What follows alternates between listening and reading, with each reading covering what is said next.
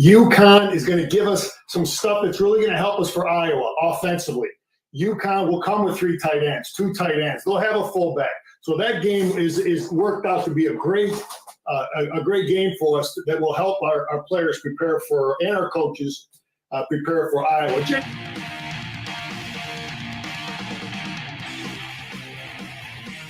All right, there, Jim Scarcelli yesterday talking about what the Huskies will bring to the table. They'll give Michigan a nice scout and nice look for the Iowa Hawkeyes coming up on October the 1st. But we're sitting here on September the 16th, week 3 in college football. I'm Dennis Fithian, and this is Good Afternoon Michigan Football presented by Michigan Rivals, and we're here weekdays live at 1 o'clock talking about the latest in Michigan sports. And week 3 is on tap. It's a football Friday. What else are we going to be talking about when it comes down to Michigan, except their game that is going to take place tomorrow at the Big House as they finish out the non-conference slate. You want it spelled out to you, what we're going to talk about? We're going to get right to it. That's fine, and I think it's appropriate. We will get into why Michigan fans should feel good about this year's non-conference schedule. We will dive into the football menu tomorrow. I will tell you how I am going to maneuver tomorrow's schedule. And we will start with the approval rating overall for Michigan football right now. I want you to think about it out there. Before we do that, I put a tweet up from Pro Football Focus. They have their highest graded cornerbacks in man coverage this season. So you got to identify man-to-man coverage, and they graded it out. And lo and behold, Michigan has one of their defenders ranked number 2 in the country. Terrell Smith from Minnesota ranks number 1 in man coverage this season. Will Johnson from Michigan, 88.3 grade in man coverage this season for Will. So congratulations goes out to Will Johnson for that, doing pretty good. But the approval ratings for Michigan football, mine, as we sit here and we talk about it, I will put it at a 92. And I'd be interested to hear where your approval rating is. That's a pretty high number, a 92. You know, however you grade, whatever your school, anything else, that sounds like an A. That's what it is to me. And you just go through right now. This is where Michigan's at with everything with the football program. Your approval rating for the Wolverines, for the Mason Blue.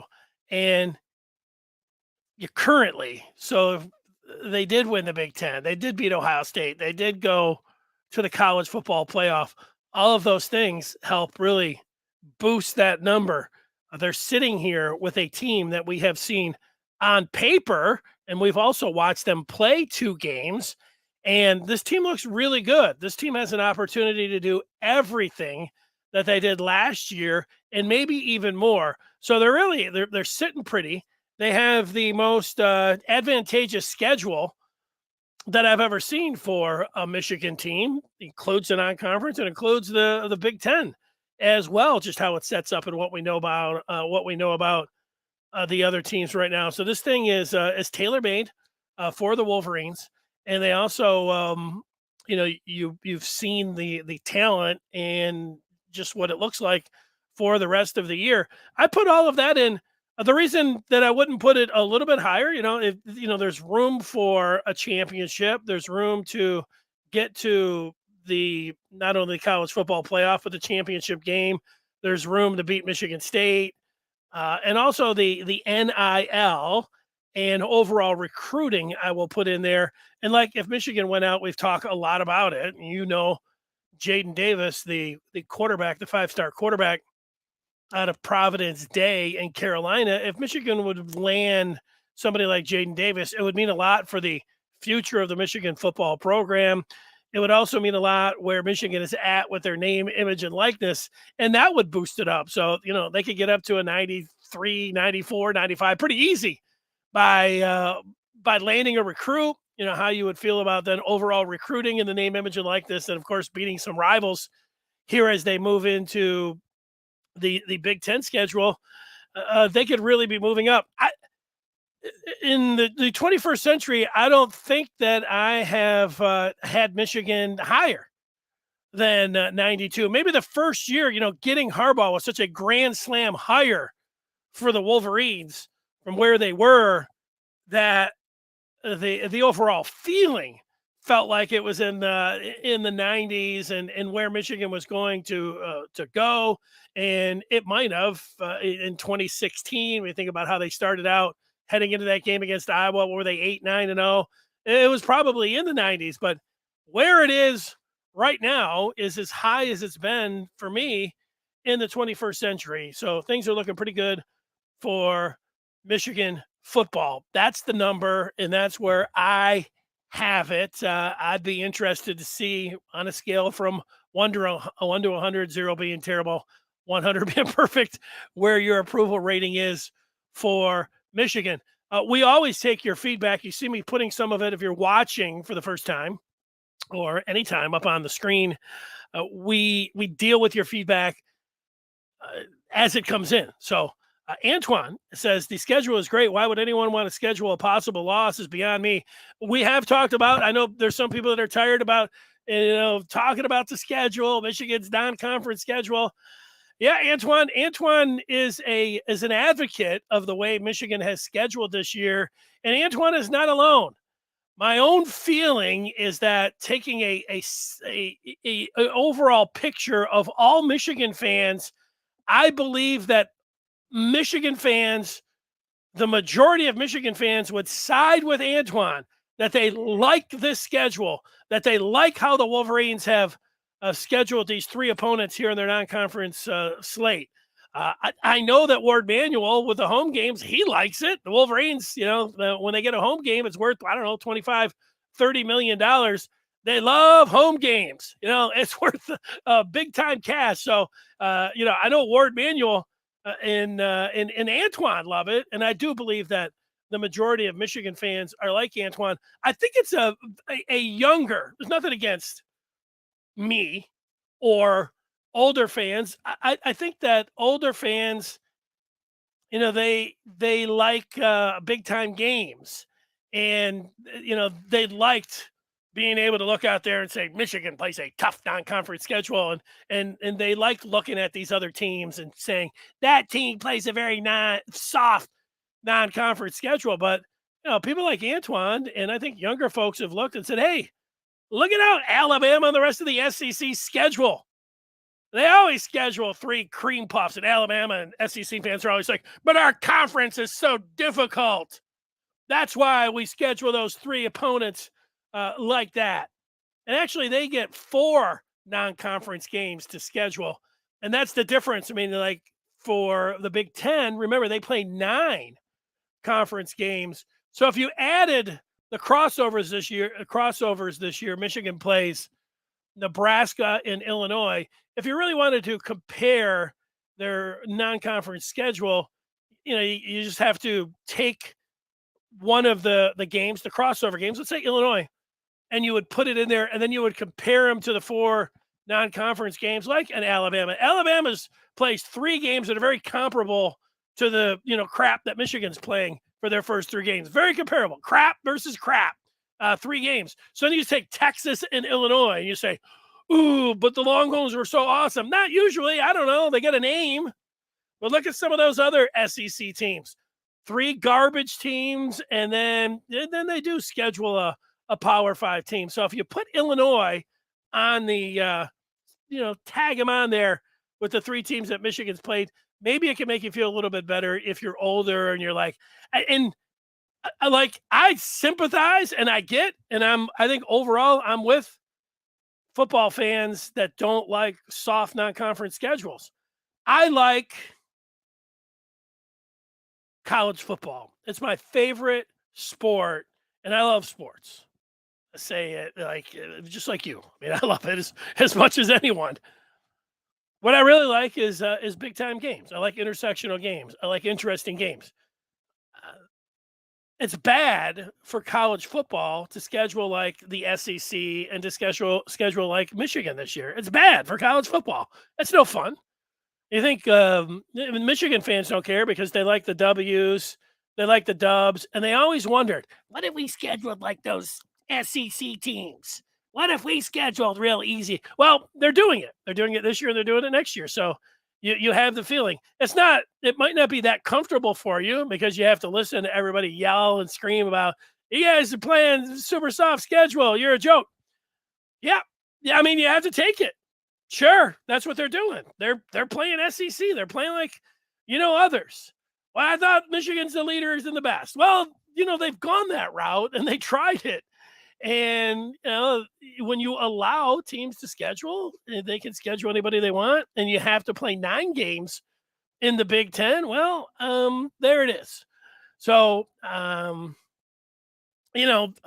avoiding everybody is, it's like, prize fighting and boxing. You get over there, you get the champ, and he's scheduling some tomato cans because, he likes being the champ. Michigan's scheduling for success. And when it comes down to it, I've never seen a more advantageous schedule for the Wolverines for success this year. So that's just where they're at there. So I get it, Antoine. I didn't think I was going to be talking about it, but Antron brought it to the table right out of the gate. And, there it is. Coming up, I'll tell you why Michigan's soft schedule and what they have done with it and why it has been good for them this year. Lyle says he'll give Michigan an 85 approval rating. Defense looks rock solid. Offense is efficient, not flashy, but the schedule isn't difficult. Ask again after Sparty. Well, I'm asking right now, and it's not just how the team looks and how you feel like, you're 100% confident, like with an approval rating, that they're going to win the national championship. I'm talking about where they sit as a program with their head coach, with recruiting, with name, image, and likeness, with the current team that they have out there. What is your approval rating? I've put all of those factors in. And 85 is a fine score. I mean, it's a pretty good score too, Lyle. I'm not, saying that your approval rating is your approval rating. Don't listen to me tell you, well, I think I can be a little bit higher. I get where you're coming from, so that's it. Account 22 is here. Chris Henry is giving it a 90. That's not a bad approval rating. If you're Jim Harbaugh or you're Ward Manuel and you're listening to this podcast, which I know Ward listens to the podcast. I've heard that. Not directly from Ward, but I know I've been able to figure that out. The Punters has sent a message in, and he says, considering that conference play is next week and there are still players who would benefit from receiving reps, when does Michigan pull its starters if the game becomes an early route? It's an excellent question, Punters, and I have considered it myself. I look at it like this, and this is a little bit of what I'm going to get to in a moment. Michigan had their quarter. They were able to have their quarterback competition where Harbaugh was able to say, "Look, I'm starting McNamara game 1, McCarthy game 2. That's how we're going to do it." And now we are here into a game 3. This really does feel like an NFL exhibition season. In the past, where you'd play some of the starters in the first game, then you play them a little bit more in the second game, and then in the third game, it was a dress rehearsal. And because the Big Ten starts next week, I feel like Michigan tomorrow will play this game like a dress rehearsal. You don't want to be putting guys in the first half unless they're in the rotation that you want them to play against Maryland. This is a dress rehearsal for the season. This is how you are going to play the rest of the season. So no Cade McNamara in the first half. It's all J.J. McCarthy. You come out into the third quarter, it's going to be J.J. McCarthy. It is going to be the first team. It is going to be the guys that you think that you're going with. You want them to build up to be able to also, have that a conditioning of game reps that you want to go out there. And then at some point, whether it's in the middle of the third or you want to get into the fourth quarter before you start bringing in the entire second and third team and whoever else you want to do, that's fine. But I would say a solid 3 quarters, certainly 2.5 quarters, and it's going to depend on the score. I think Michigan is going to be up by 40 midway through the third, so an extra series. I would have JJ, Jim Scarcelli mentioned it yesterday, and it stuck out to me as I'm getting ready to talk about it today. I would tell JJ, you want JJ to be JJ, and you want him to be able to run and throw. It's a part of his game. But I would say, JJ, work on the passing part of your game. Get in there, and what do you say to him in the first series or two when the game's in doubt? Like if he wants to take off, and he just feels like he can, get a first down.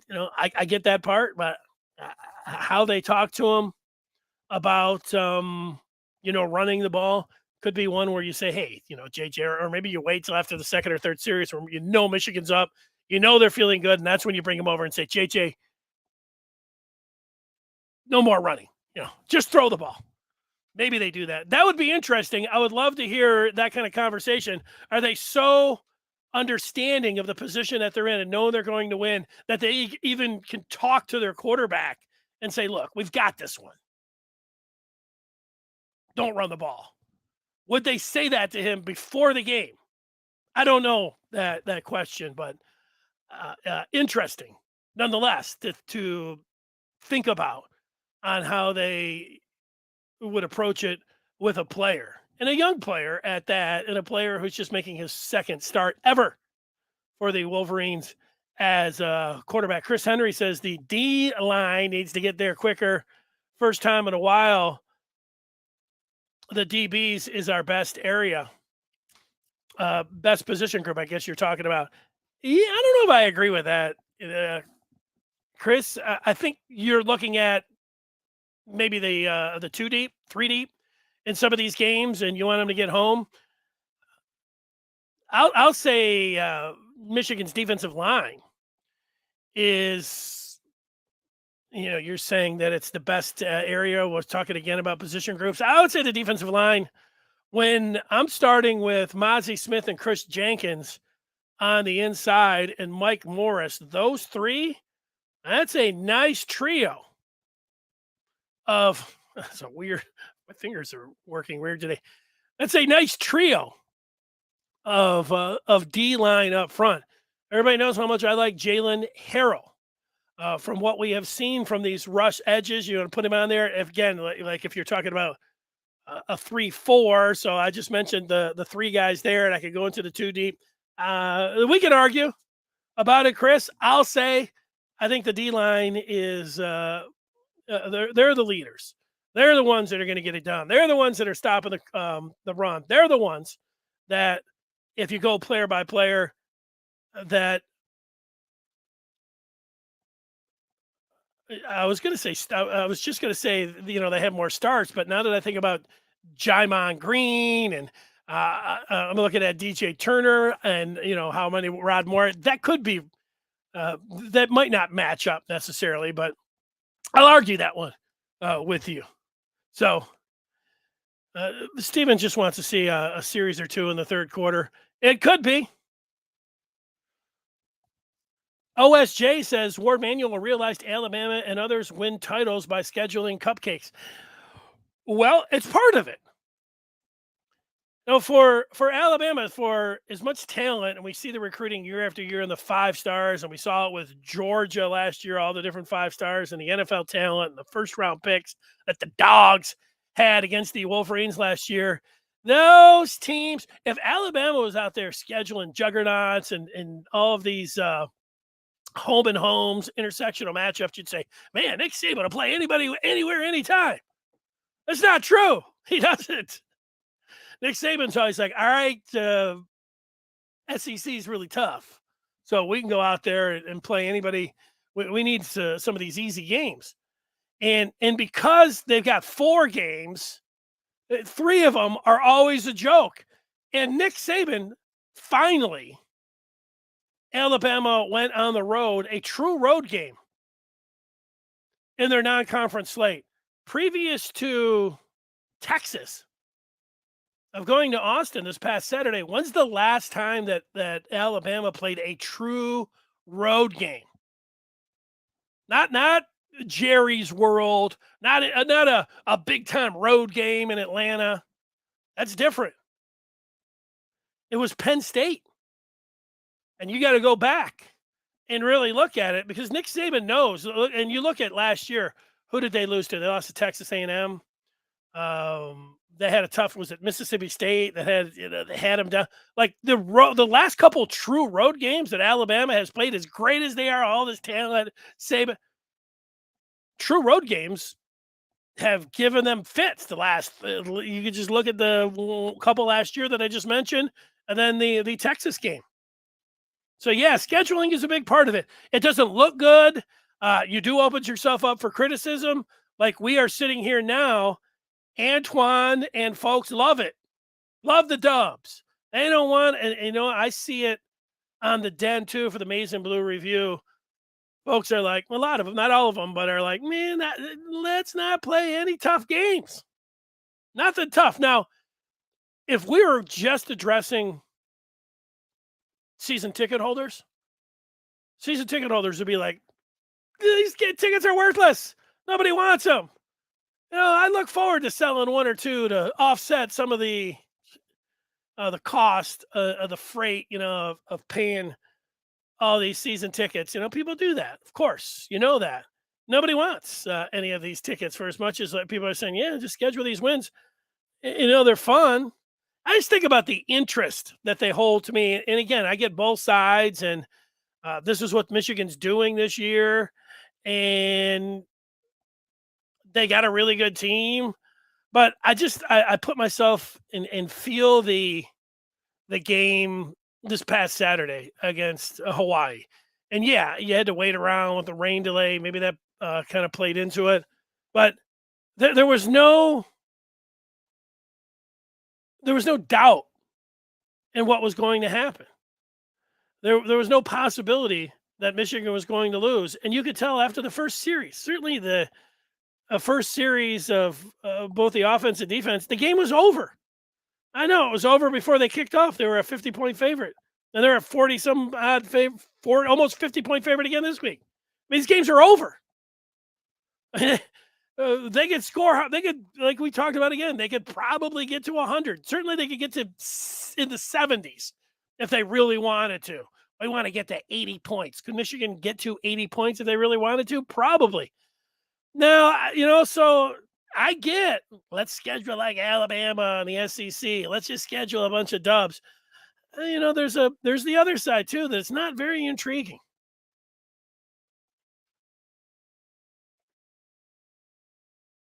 The count doesn't mind it. I think if you're a big-time Michigan fan, you probably don't mind it because you watch the games no matter what. And, watching them route teams is fun. Seeing the benches. I like any game too. I get that part. I'll just say it. I'm going to say it again. It's not good for the sport, which is the best sport, to have these uninteresting games across the country. Sure, you're going to watch because it's Michigan. I watched Alabama play Texas last week. That was a great game to watch. Do I want to watch, Alabama play Furman or whoever the other three, super soft teams that they're going to play? No, I don't. And that is what makes it bad for college football. All right, man. All right. So let's see if we got anybody else that's weighing in on the approval game. Yep. There it is. So mostly in the 90s, some in the 80s when it comes down to Michigan and whether you approve, your approval rating is. This is why Michigan fans should feel good about this year's non-conference schedule, to stay with the non-conference. They took advantage of it. If Michigan was playing UCLA like originally was planned, would they have been able to go with the McNamara-McCarthy plan? I don't think so. Now, if it played out and JJ played like he did in the first game, people have been screaming for more McCarthy. And then if McCarthy played, I know it was different with the snaps and everything else, but if McCarthy played like he did, McCarthy played great. And McNamara, you could say, just played okay to poorly. I think we'd be in the same situation. But because Michigan had this easy schedule, it allowed Harbaugh to say, look, let's let these guys compete in the public, and let's let everybody decide. They can see it for themselves. And we saw it. And there's no argument about it. McCarthy is the better quarterback for Michigan. And he won the job, and here he is. So Michigan took advantage of their non-conference schedule to do it like this. D. Brown wants to know what next year's non-conference schedule. D. Brown, it's very similar to this year's. No Power 5 teams. I think Arkansas State, the Red Wolves are on there of Jonesboro, Arkansas. And then 2 other teams that Michigan will be favored by 40 or 50. So if you liked this year's easy breezy SEC schedule, then you're going to like next year's because it's kind of the same thing. It's super easy. Or as the captain calls it, cupcakes. Yeah, they're cupcakes. Jared, bringing in a message, says it's simple. Michigan doesn't benefit from scheduling tough non-conference opponents in its current format. During the poll and BCS era, it mattered. Win the Big Ten with 1 or fewer losses, you're in. Yeah, that is part of it. Like, Michigan's not sitting around saying, hey, what's best overall for the sport? Let's be the leaders there when other teams are scheduling themselves into this college football playoff. Hopefully it will change with the 12-teamer that's coming in. There was a part when I was growing up that we would sit around and we talked about playoffs. We talked about a college football playoff before there was 4 and before there was the BCS. And do you know how the conversations used to go? I used to work with a guy in Ann Arbor. He's still on. His name's Steve Clark. Steve Clark used to, his argument was he liked, I don't know if he's changed his view over the years, probably not. He liked that there was just voting at the end and there were the bowl tie-ins and that the teams didn't play one another because it just made for great arguments afterwards. Like, that there was no resolution at all. He thought was great for the sport. So it just made all this great argument, all into the offseason. Hey, Michigan didn't play Nebraska. They're both undefeated, but look at all these different ways. And he loved it. And I say, you're crazy, Steve. And I was right. He was. And then when they started talking about being able to play a game at the end, an additional game, a great championship game, it got everybody excited. But there was always people like, you're going to ruin the great thing about college football is the games at the beginning of the year. It's a playoff all year long. The games at the beginning of the year on a September Saturday. Tomorrow's game means as much as a game in November. It's a playoff. But I'm willing to sell some of these games in September, especially when it's UConn, Hawaii. If I can get some kind of Michigan against a quality opponent at the end, or if I can get better games at the end, I'm willing to sell, especially how it is now, because nobody wants to step up to the plate because it's not in their best interest. So with the 12-teamer,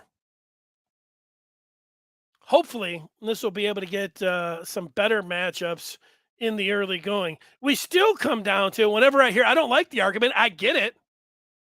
Ward Manuel's like, we don't want to, schedule a game away from the big house.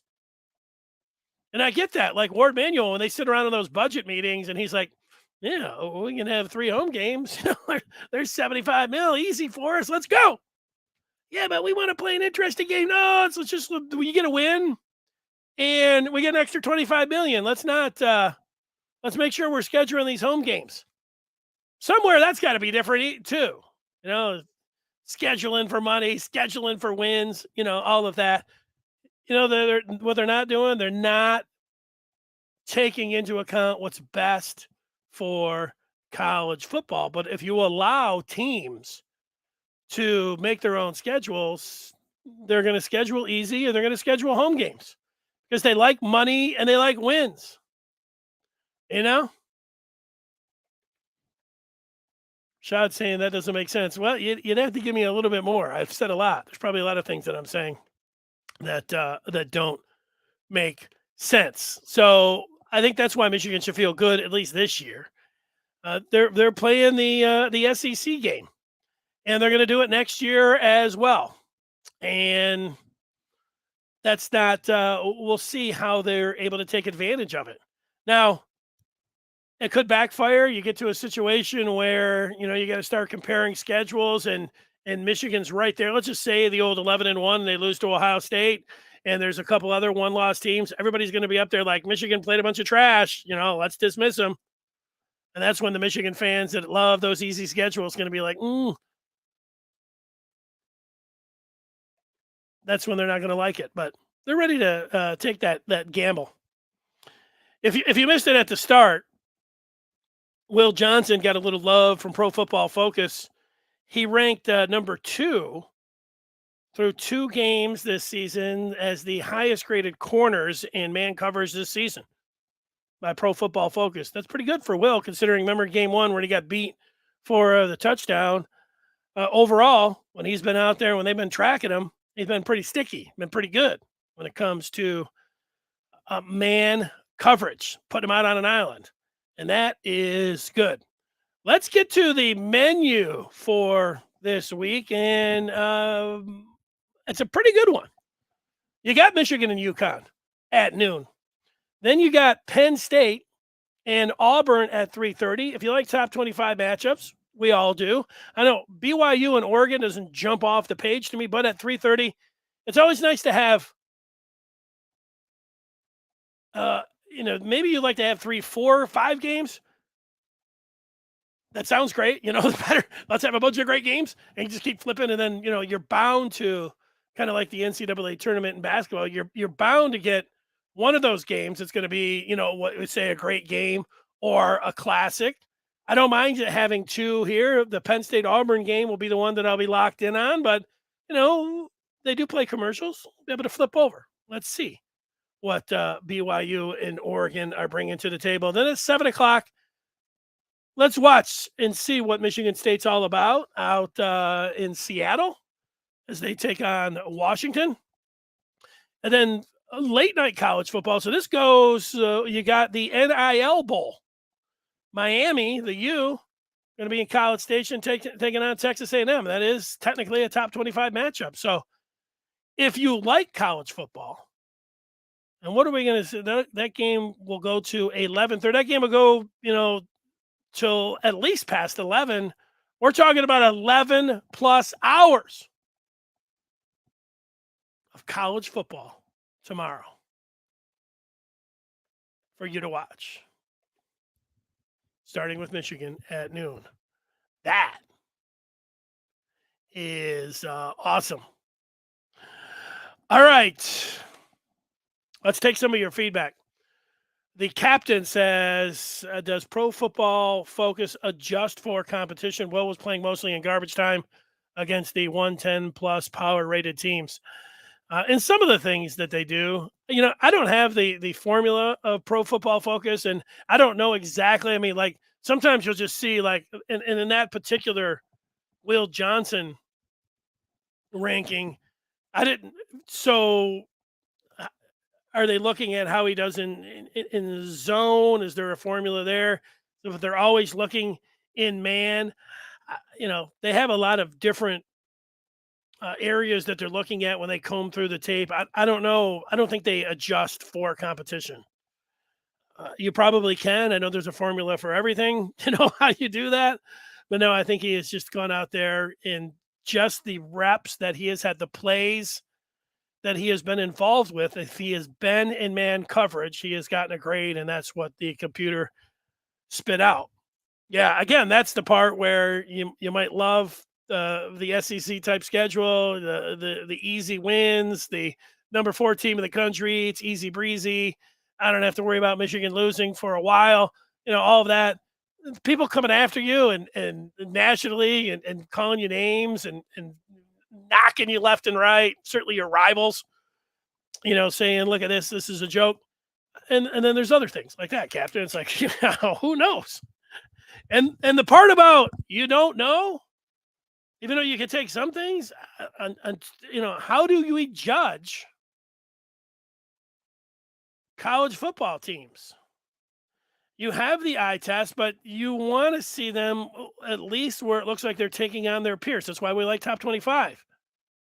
Is that you feel, at least for as much as we know, 3 weeks in, these are the teams that are adjudged to be in the top 25. Like Captain's pointing out, Michigan, who's a top 5 team, they're taking on, so far they've taken on the 2 worst teams in college football. I mean, everybody better look good. They're like, so everybody better have a great ranking. And I know, going back and watching the Hawaii film again, and when Cade was in there and Zach Zinter got beat by that, I don't know if he was a defensive end or defensive tackle. He was on the inside. I'll call him a defensive tackle. And then Michigan had a backup guard in there, number 60, Connor Jones, who also got beat by that same guy. And they went in and they both sacked McNamara.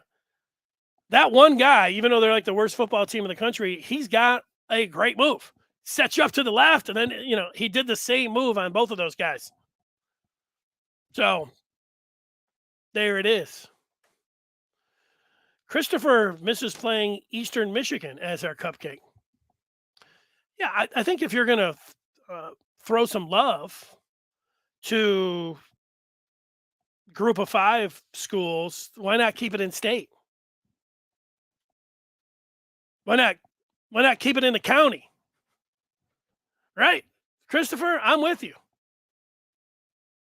One of the best tailgates that I ever went to was a Eastern Michigan tailgate. The weather was great.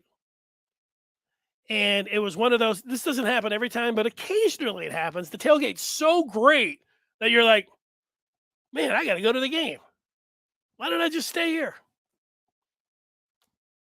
That's when you know you have a good tailgate. And it happens. Not every time. 99% of the time, I'm working the game. But that, one-off, when I'm out there tailgating, and sometimes it's like, it's just tailgate. Just keep it going. Oh, Antoine doesn't even want Eastern. They get a little frisky, a little feisty, he says. He wants even a bigger cupcake. Antoine wants to schedule Hawaii and Colorado State every year, and UConn, unless they, grab some players and they get up into the top 75 or something. Then Antoine will probably buy them out. Let's play what are those 1AA teams? Or they don't call them that anymore. Non-FBS teams. Is that what you want, Antoine? Antoine, why not just no? Antoine likes filling the stadium up. He likes to see him play, but Antoine just wants 11 pylons out there, and just Michigan lines them up, just goes knocks them all down, and Antoine's happy. Michigan wins. Everybody scores, and Antoine is happy. I mean, I get it.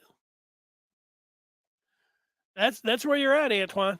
All right, I have not done a good job. I've picked Michigan to win both games. Who hasn't? But the first game, I picked UConn in the 30s of some odd points. Colorado State. I thought they could keep it at least close, but Michigan pounded them. And so then I came back and I said, all right, Hawaii sucks. I'm going to pick Michigan to blow them out, and I'm going to lay the 50. That didn't work. So now I'm in a spot where, what is the line? 47.5.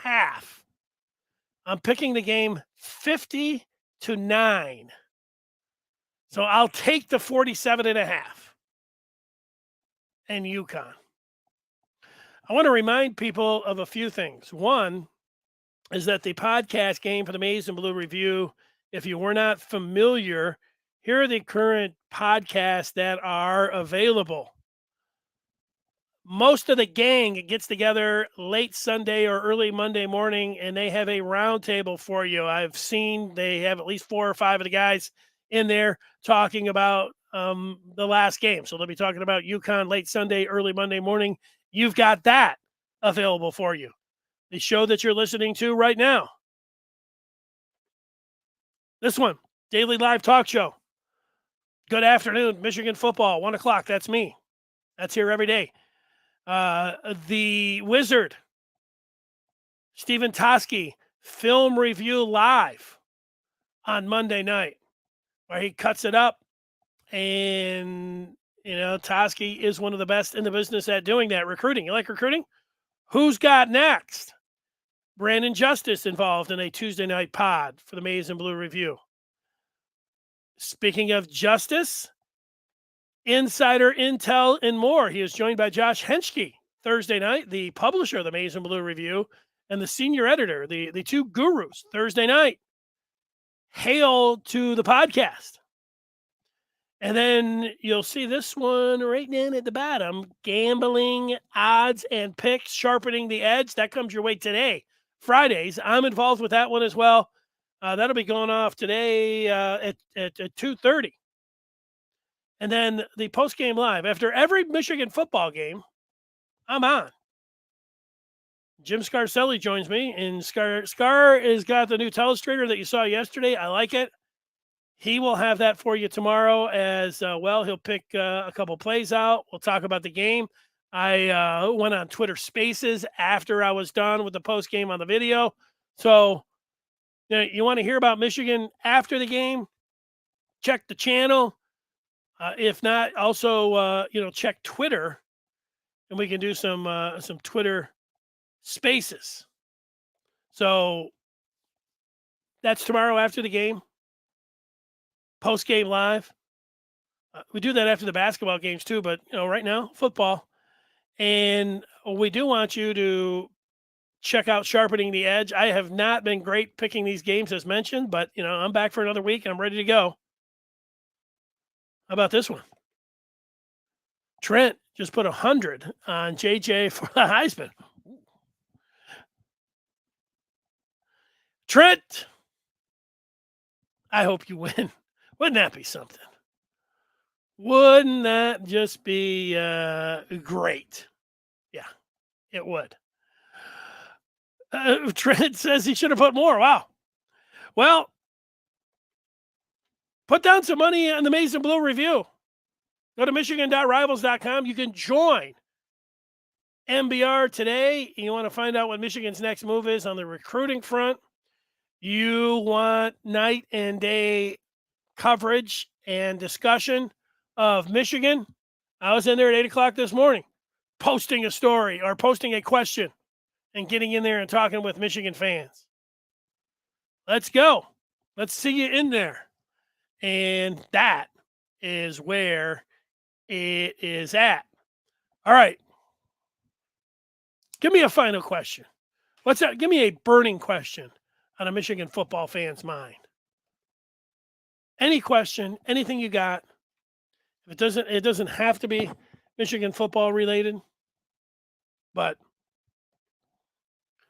I'll take it if it's Michigan football. Trent likes the pod. I think I'll have to. I like the tease, Trent. I was hoping you were going to say subscribe to the pod. I think you should do that. All right, let's see. I've got 2 questions. I asked for them, and here they are. Ringo. What's up, Ringo? I missed the earlier part of today's episode, but is anybody worried about Nebraska now that Frost is out? No. For this year? No, I didn't say worried, but I thought that when teams play such close games like Nebraska has played over the last few years, like the Michigan game last year against Nebraska. I mean, Nebraska scored all of their points in the second half last year, and Michigan was up 13-0. It was a final of they scored 29 points, 32-29. That looked like a dangerous game. They had a different quarterback, but no, I would say that if they gave Urban Meyer $13 billion to be their head coach, that would be something where you might be like, whoa, Urban Meyer. That could be a little dangerous. We'll see who they end up giving the job to. But no, this isn't the 20th century anymore. I'm not all that worried about Nebraska. I'm certainly not worried about them this year.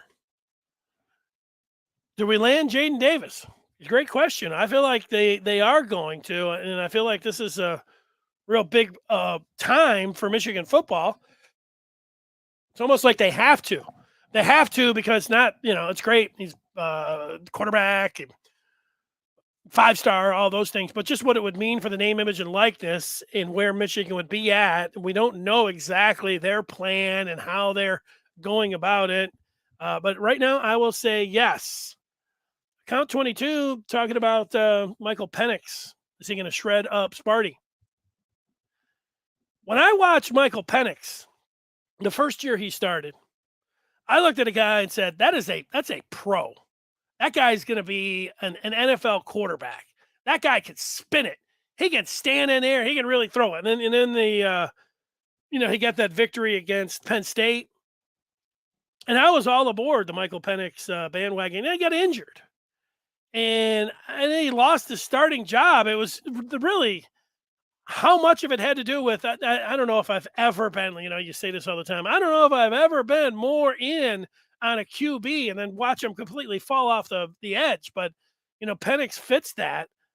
But what I have read about him, I haven't watched Washington playing their first two games, but he is back and looks good.